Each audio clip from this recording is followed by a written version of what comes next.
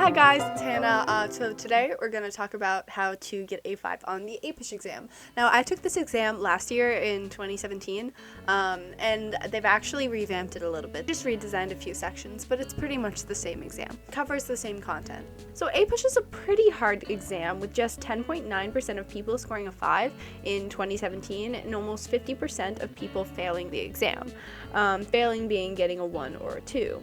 Only about a quarter of those who took the exam last year are likely to be eligible for college credit. Colleges usually will offer credit for a score of a 4 or a 5. I used the Princeton Review as my primary study book for AP United States History, and I actually kind of liked it. When I took Euro, I legit read the entire prep book, but for aPUSH, I mostly just used it to brush up on the sections that we didn't get to cover in class. Like in my actual aPUSH class, we didn't get past the 1960s, so I just brushed up on the decades following that era with this book. This book is nice because in addition to having full practice tests and review sections, it also had spots where you could go and fill in vocabulary in the back. To get a 5 on aPUSH, you obviously need to know more than just vocab. You need to be able to use that vocab and analyze and apply it. But knowing it is obviously the first step and gives you information to throw in as evidence for essay questions, so it's actually pretty helpful. I'm uploading this video in February, which means the AP exam is still a few months away and you're probably still learning things in class, so it's not too late to start these things to do during the year. Make sure you're reading or listening to your textbook. I took typed notes in which I would just organize the information in the form of key points, important dates, and notable people. There are actually a lot of really great history YouTubers out there. I would strongly recommend aPUSH History and Crash Course. The Crash Course is definitely more broad, whereas aPUSH History is more specific. I will link both of those channels in the description. You don't have to watch these videos religiously, right? Just play them in the background whenever you get a chance, and you know, eventually that information just finds its way into your head. In my opinion, the absolute 2 best things you can do to prepare for an exam are 1, take lots of practice tests, right? And 2, know the format of the test that you're taking and how it's scored. For the former, practice books like this are great sources of practice questions. There are also a lot of good online resources. There are tons of sample questions online and study sites and Quizlets that have a lot of practice questions as well. My class went to school on a Saturday morning and we took a timed practice test, and it was actually really helpful because I got to see how much I actually knew and what sections I needed to study a wee bit more. The AP United States History curriculum is split into 9 periods. Periods 3 through 8 are the most important. If you look in the course exam description, you can see the suggested allotted instructional time for each period, and you can expect that to be pretty much proportional to how much those sections will appear on the test. So if you're crunched for time, definitely prioritize sections 3 through 8. Course description also mentions certain themes that you should be able to pick up on. These themes include politics and power, migration and settlement. These themes are what most FRQs and DBQs will be focused on. There's also a list of reasoning skills that include being able to identify causation, continuity and change over time.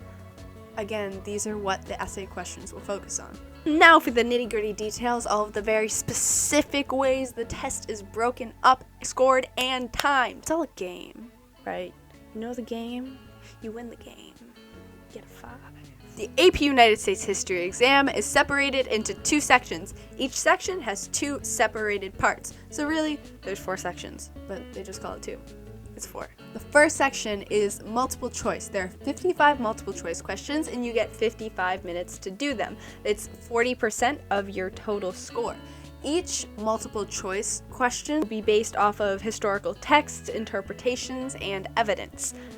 Tip: read the questions first because some just relate to the passage and are actually just normal questions and you don't need to waste all that time reading.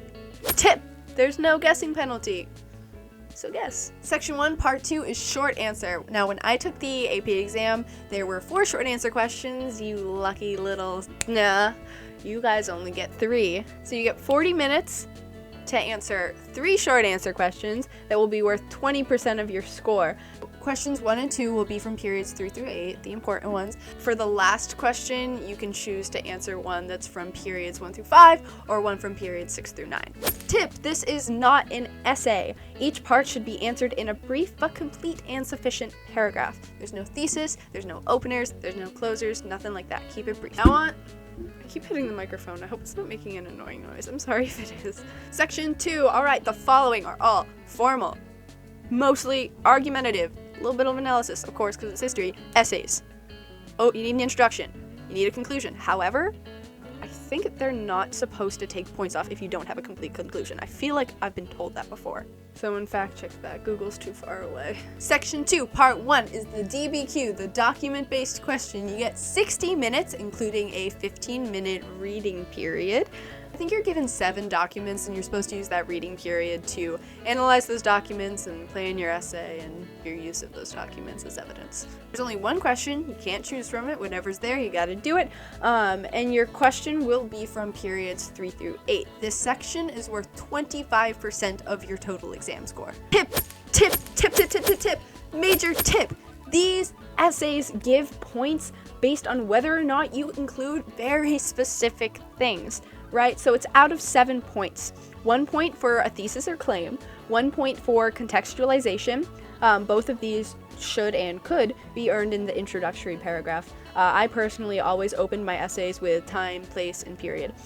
3 points are for evidence, specifically 2 points for using at least 6 documents in your argument. So 6 out of 7, that's really a lot. And 1 point for a piece of outside evidence not included in the documents. Then 2 points for analysis and reasoning, meaning you explain historical perspective for at least 3 documents. Remember when I took Euro, I watched this really helpful video from someone. I'll mention her channel below if I remember it or if I find the video. But a great way to analyze historical perspective really easily in your essay is just starting a sentence with, because this person is this, it's not surprising that they believe this. That is analyzing historical perspective. And the other point is earned for a clear understanding of the topic as shown through comparison, contrasting, analyzing, continuity and change over time, or causation, or synthesizing. Include all of these things and you'll get full credit even if you're not the best writer in the world. Section 2, Part 2, the final section of this hefty exam,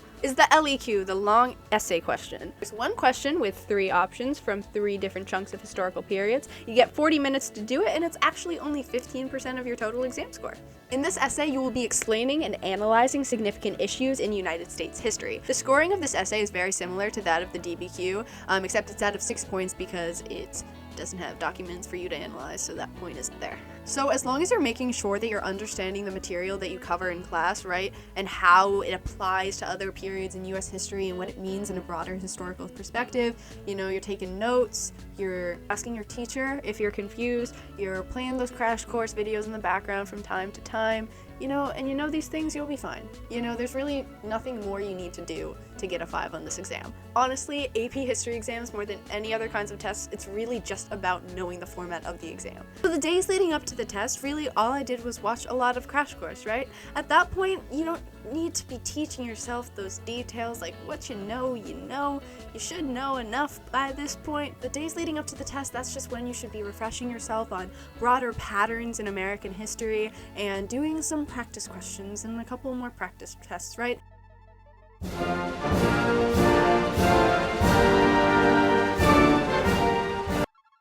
Oh my gosh, you know what, actually, the main thing I did to study for my aPUSH test last year, I just remembered it. I memorized the President song. It was great because it gave you all of the presidents and the main thing, or one of the main things they did. Presidents, and now we get to be presidents. Let's see who all America's history, who's made it into the presidency.